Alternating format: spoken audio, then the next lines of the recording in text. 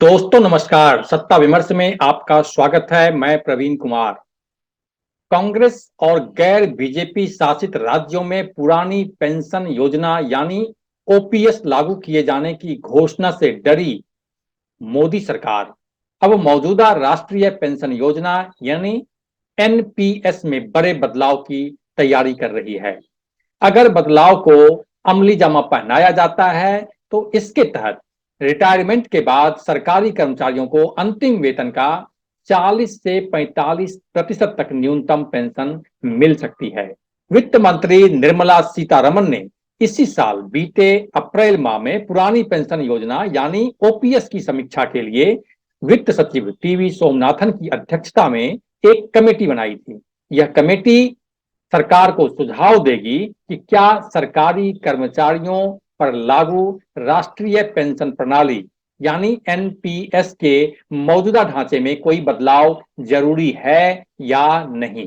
हालांकि सोमनाथन कमेटी की रिपोर्ट अभी आनी बाकी है, लेकिन अंदाजा लगाया जा रहा है कि बीते 2-2.5 महीनों में कमेटी ने जो वर्कआउट किया होगा उसके मद्देनजर सरकार 4 राज्यों के चुनाव से पहले एनपीएस में कुछ बड़ा बदलाव करेगी। मालूम हो कि केंद्र ने वर्ष 2004 में ओपीएस को समाप्त कर एनपीएस लागू किया था।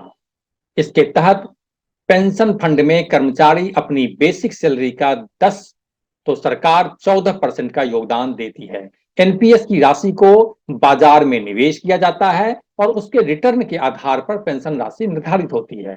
वहीं ओपीएस के तहत न्यूनतम पेंशन अंतिम वेतन का 50% है। मौजूदा पेंशन में कर्मचारियों को अंतिम वेतन का लगभग 38% तक पेंशन मिलती है। अगर सरकार 40% पेंशन सुनिश्चित करती है एनपीएस के तहत, तो उस पर 2% राशि का अतिरिक्त भार पड़ेगा। हालांकि अगर बाजार में निवेश पर रिटर्न घटता है तो पेंशन के मद में सरकार पर बोझ बढ़ जाएगा।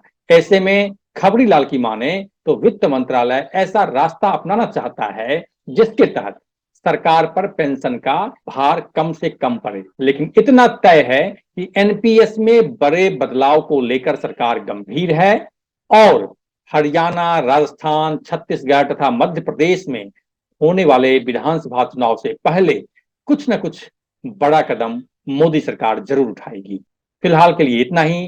सत्ता और जन सरोकार की खबरों के लिए देखते रहिए सत्ता विमर्श। नमस्कार।